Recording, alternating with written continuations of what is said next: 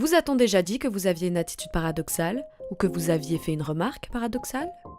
Quand on prononce le mot paradoxe, cela est souvent suivi d'une analyse, d'un commentaire ou d'un questionnement sur une situation annoncée. Mais un paradoxe, c'est quoi ? Nous allons tenter d'en apprendre plus.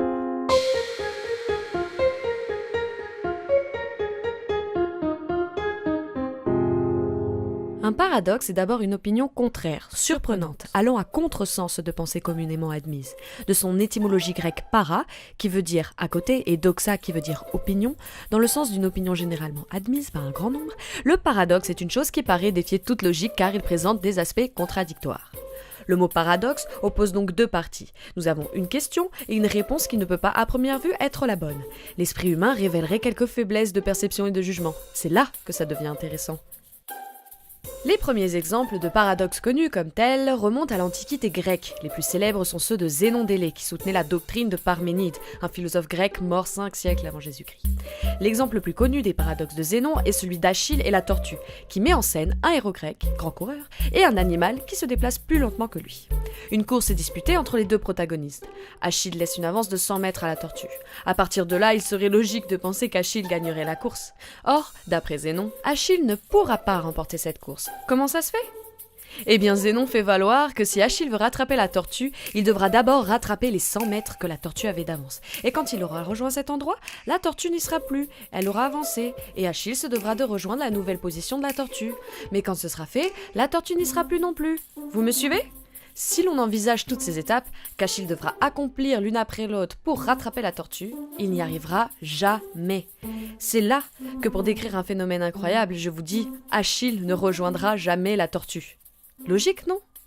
Tout ceci est donc bien un paradoxe.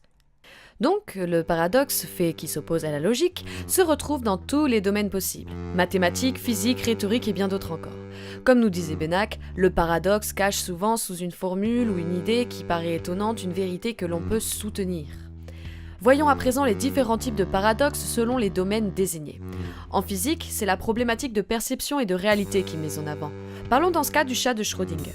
En 1935, le physicien autrichien Erwin Schrödinger imagine une expérience de pensée afin de montrer la différence entre le monde quantique et notre monde macroscopique. L'expérience consiste à enfermer un chat dans une boîte avec un système mécanique, qui le tuera s'il détecte la désintégration d'un atome radioactif. Cette désintégration a une chance sur 2 d'avoir lieu au bout de quelques minutes. Le mécanisme lie donc l'état du chat à la condition de l'atome radioactif. Sauf que l'on ne peut rien savoir tant que la boîte est fermée. Il faut savoir qu'en physique quantique, on admet un principe de superposition, c'est-à-dire que tant que l'on n'a pas observé la désintégration de la particule, elle est dans les deux états en même temps, désintégrée ou non désintégrée. Il se trouve alors que le chat serait simultanément dans 2 états à la fois, mort et vivant.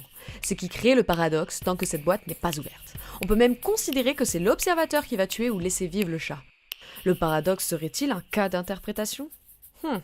Intéressons-nous à présent au paradoxe rhétorique. Tous les genres littéraires peuvent avoir recours au paradoxe. Cette figure de style voisine celle de l'oxymore. Comme le montre cette phrase, pour gagner du temps, il faut commencer par en perdre. Ou bien celle-ci, qui veut sauver sa vie, la perdra. Nous pouvons alors parler du paradoxe du menteur très présent dans la réflexion des philosophes de la Grèce antique comme Eubulide et Épiménide. Prenons cette phrase, je suis un menteur. 2 interprétations se font. Si cette phrase est vraie, alors ce qui est énoncé est faux. Et si cette phrase est fausse, ce qui est dit est vrai. Ce n'est pas évident. Le paradoxe du crocodile est de la même famille que celui du menteur. Parlons-en. Un crocodile kidnappe un bébé et dit à sa mère « Soit je te le rends, soit je le mange. Devine ce que je vais faire et je te le rendrai. » Elle répondra alors « Tu vas le dévorer !» Le paradoxe se fait à partir de la réponse de la mère. Car selon Lewis Carroll, le crocodile mangera le bébé car c'est dans sa nature. Le crocodile ne peut pas tenir sa parole, car il se trouve face à un paradoxe, devra suivre sa nature ou accepter les règles du jeu cruel qu'il a lui-même dictées. Donc une situation peut devenir paradoxale par rapport à la réponse ou à la logique qu'on lui donne, à se demander si un paradoxe peut finalement ne pas en être un. Par exemple, le paradoxe d'Enrico Fermi, à première vue en est un, mais il se révèle finalement être plutôt un problème car son questionnement nous emmène à la question suivante. Pourquoi ? Et non pas autre chose. Expliquons. En 1950, Fermi émet l'hypothèse qu'avec le nombre d'étoiles et de galaxies recensées à ce jour, l'univers doit grouiller de vie. Vu notre apparition tardive à l'échelle de l'univers, il en conclut qu'il y a forcément une vie extraterrestre plus avancée que nous. Dans notre galaxie, il y a des milliers de planètes semblables à la nôtre où la vie intelligente a pu se développer ou est en train de se développer. De là, Fermi suppose que la civilisation que nous sommes aurait dû percevoir des traces visibles ou audibles de civilisations bien plus âgées que la nôtre. Le paradoxe se fait alors à partir de son questionnement. Il y a du monde, c'est sûr, mais on entend et on ne voit rien. Où sont-ils ? Pourquoi n'entendons-nous rien si nous ne sommes pas seuls ? Ou du moins, pourquoi il n'y a rien d'officiel ? C'est comme se demander, l'arbre qui tombe dans une forêt, fait-il du bruit si personne ne l'entend ?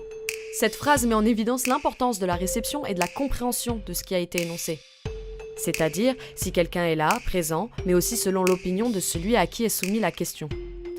Nous pouvons nous poser la question car tel que l'on a vu précédemment, un paradoxe s'explique par une réponse qui contredit la logique ou du moins l'avis du sens commun. C'est à la fois un pour et un contre qui ne font qu'un. Comme l'exemple de cette logique dévoyée où Guy de Maupassant détestait la tour Eiffel, et pourtant il y montait très souvent pour expliquer « c'est le seul endroit d'où je ne la vois plus ». Cela donne à l'objet détesté une présence et une absence à la fois. On peut imaginer et souligner également l'ambiguïté du personnage qui adorerait voir Paris depuis le haut de la tour Eiffel mais ne supporterait pas la vision de ce tas de ferraille. Bon. Le paradoxe met à rude épreuve notre logique, nous poussant à remettre en question notre esprit déductif. Ou bien justement, est-ce que cela serait pour nous faire douter de nous-mêmes ? Un paradoxe physique est-il vraiment un paradoxe si nous ne faisons aucune réflexion autour ? Pourquoi le chat de Schrödinger serait un paradoxe si en ouvrant la boîte nous avons la réponse de l'état du chat ? Pourquoi Achille ne dépasserait jamais la tortue s'il maintenait une vitesse X supérieure à celle de l'animal ? Finalement, ne créons-nous pas le paradoxe à travers nos propres réflexions ?